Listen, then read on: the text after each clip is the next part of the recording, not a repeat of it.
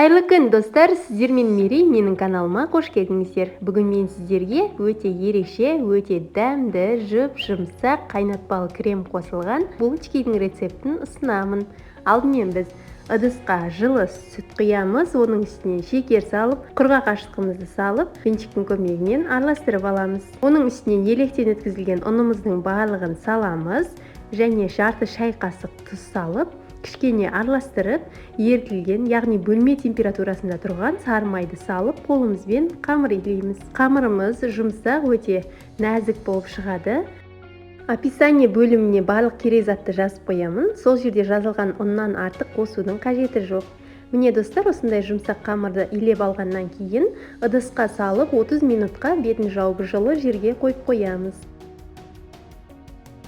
Қайнатпалы кремді жасаймыз. Отқа қоятын ыдысымызға жұмыртқаның сарыуызы, шекер, сүттің жартысын құйып, жұмыртқамыз бен шекерімізді жақсылап біріккенше араластырып аламыз. Ары қарай барлық сүтті құямыз. Кішкене араластырып, оның үстінен жүгері крахмалын саламыз. Шым-шым тұз, ванилин қосамыз. Ванилин міндетті емес, достар, қалауларыңызша қоссаңыздар болады. Жақсылап араластырып, отқа қоямыз. Барлығы біркелкі болғанша бірінші араластырып алуымыз қажет. Орта отта қойып, үздіксіз тоқтатпай араластырамыз. Міне осылай қоюлана бастаған кезде отымызды өшіріп, үстінен бөлме температурасындағы сары майымызды салып, жақсылап араластырамыз. Отымыз міндетті түрде осы кезде өшіріп қойыңыздар. Міне достар, біздің қайнатпалы креміміз осылай болып шығады. 30 минуттан кейін көтерілген қамырымызды аламыз. Қамыр жаятын жерге қойып, оқтаудың көмегімен төрт бұрышты, яғни тік төрт бұрышты етіп, қамыр жайып аламыз. Булочканы кез келген өлшемде жасасаңыздар болады, өздеріңіздің қалауларыңыз бойынша. Осылай жайып алғаннан кейін үстінен барлық қайнатпалы кремімізді салып, қасықтың көмегімен жан жағына жеткізіп жайып аламыз. Міндетті түрде кремді барлық шетіне жеткізіп жайыңыздар. Кремді барлық жеріне жайып алғаннан кейін видеоға мұқият қарап, қамырды шетінен бастап дөңгелетіп, орап шығамыз. Қатты қыспаймыз, жай ғана дөңгелетсеңіздер, қамырымыз өзі оралады. Осылай соңына келгенде қолымызбен қамырымызды қатты басамыз. Шеті ашылып кетпес үшін. Міне достар, табаға пергамент қағазын төсеп, пышақтың көмегімен булочкамыздың формасын жасаймыз. Мен осылай қарапайым түрде булочкаларымызды пышақтың көмегімен кесіп шықтым.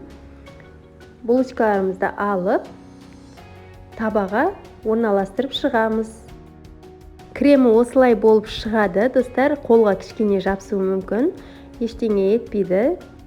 Барлығын осылай табаға орналастырып шығамыз. Достар, осы жерде менің каналыма жазылмаған болсаңыздар, подписаться батырмасын басып, тіркеліп кетулеріңізді сұраймын. Қазақша контенттің дамуына үлестеріңізді қосып қойыңыздар. Сіздерді алда түрлі рецепттермен қуантатын боламын. Міндетті түрде менімен бірге болыңыздар. Міне барлығын орналастырып алғаннан кейін бетін майлықпен немесе пищевая пленкамен жауып, 30 минутқа жылы жерге қоямыз. Жылы жерден алғаннан кейін міне осылай булочкаларымыз екі есеге көтеріліп шығады.